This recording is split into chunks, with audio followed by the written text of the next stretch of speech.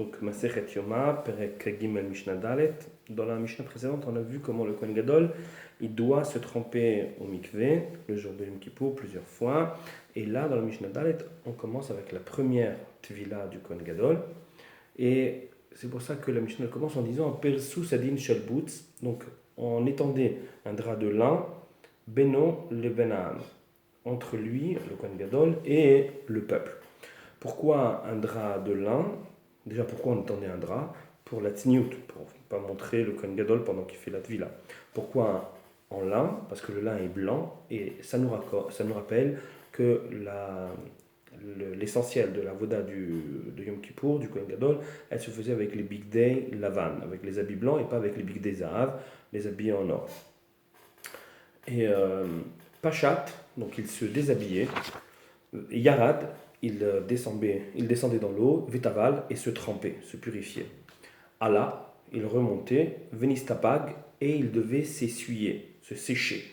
Pourquoi? Pour ne pas faire khatsitsa, pour ne pas faire d'écran. Parce que le jour de Yom Kippour, de manière générale, le Kohen Gadol, pardon, pas seulement Kippour, de manière générale, le Kohen Gadol, il a l'obligation de porter les habits. Hachem, il veut qu'il porte ses habits en particulier. Et s'il a de l'eau sur la peau, eh bien alors, on ne dit pas que les habits sont posés sur lui, ils ne sont pas posés sur sa peau. Ils sont posés sur l'eau qui est sur sa peau. Et ça, c'est pas bon. Pour ça, il est obligé de bien se sécher, de sorte à ce que les habits adhèrent sur la peau directement. Il ne faut pas qu'il y ait de l'eau. Donc ça s'appelle khatsitsa. Le problème, si ça fait écran, ça s'appelle khatsitsa. Donc il ne faut pas de khatsitsa, il faut bien essuyer. Et viulo bigdezar. À ce moment-là, donc on lui ramenait les habits en or. Les habits en or, évidemment, c'est pas tous les habits, ils étaient en or. Sur les 8 habits du Kohen Gadol classique que nous connaissons tous, 4 ils étaient en or et 4 non, ils ne l'étaient pas. Mais on appelle de manière générale les habits en or. Donc il commençait avec les bigdei zahav, Velavash, donc il les habillait, il les endossait, il mettait ces habits-là, Vekidash Yadav Raglav, et il sanctifiait ses mains et ses pieds. Comme on l'avait dit, chaque fois il devait passer d'une opération à l'autre, il se sanctifiait.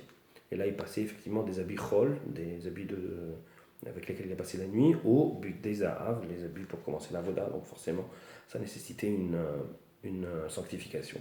Et viulo et tatamid. À ce moment-là, on lui ramenait donc le tamid, le korban tamid, celui qu'on faisait le matin et l'après-midi. Donc là, c'est le matin, c'est la première chose qu'il fait, le premier korban.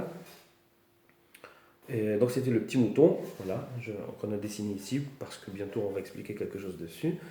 On lui ramenait donc le petit mouton, Kratzo. Et là, il devait commencer la shrita. Kratzo, il commençait la shrita, mais il ne pouvait pas la terminer. Parce que le jour de Yom Kippour, le Kohen Gadol, il avait une autre mitzvah aussi très importante, c'était de recueillir le sang de cette shrita. Or, s'il finit toute la shrita, le sang entre-temps il coule et il ne peut pas le recueillir. Donc il devait se débrouiller, le Kohen Gadol, avec une grande dextérité, il devait faire preuve d'une grande habileté. Il devait commencer la shrita, couper le rov, la majeure partie des 2 simanim, la trachée artère et l'œsophage, et puis laisser terminer un autre Kohen la shrita, de terminer complètement la coupure de ces 2 conduits, et lui, entre-temps, devait prendre un récipient et recueillir le sang.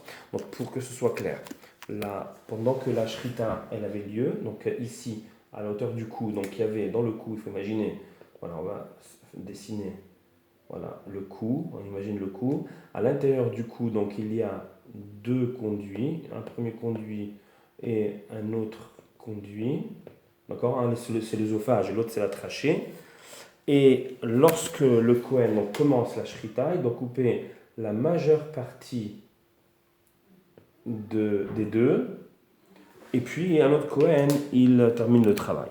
Maintenant, lui entre-temps, donc on a dit, il prend le keli, il recueille le sang, c'est ça ce qu'il dit ici, Gratzo, il coupe la majeure partie, ou Merek Acher, et puis un autre Merek, il continue Shrita, la Shrita, Aliado, à sa place, donc Kibel et Adam, et lui il recueillait le sang, ou Zerako, et puis il faisait l'aspersion, il aspergeait ce sang-là sur le misbéar, comme on fait habituellement pour un korban. Nichnas leaktir ketoret. Ensuite, il rentrait dans le Kodesh pour faire la Ketoret, donc pour faire brûler l'encens, Shel Shachar, du matin.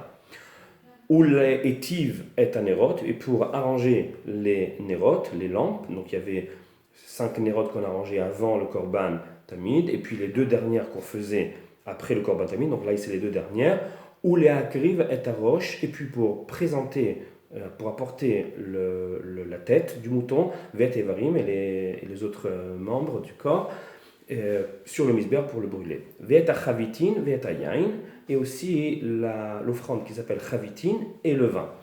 La Chavitin, c'est une offrande que le Kohen Gadol devait ramener de toute manière tous les jours, mais ce n'était pas lui qui devait la faire de personne. Il l'a délégué, il l'a payé avec son argent, mais quelqu'un d'autre le faisait à sa place. Là, le jour du Kippour, c'était lui-même qui devait la ramener. En plus, la petite différence, c'était celle-là. Et ensuite, le vin, évidemment, pour le Korban. Chaque Korban, il avait son vin, donc il ramenait aussi le vin, et c'était lui-même qui devait faire cette avoda le jour de Yom Kippour.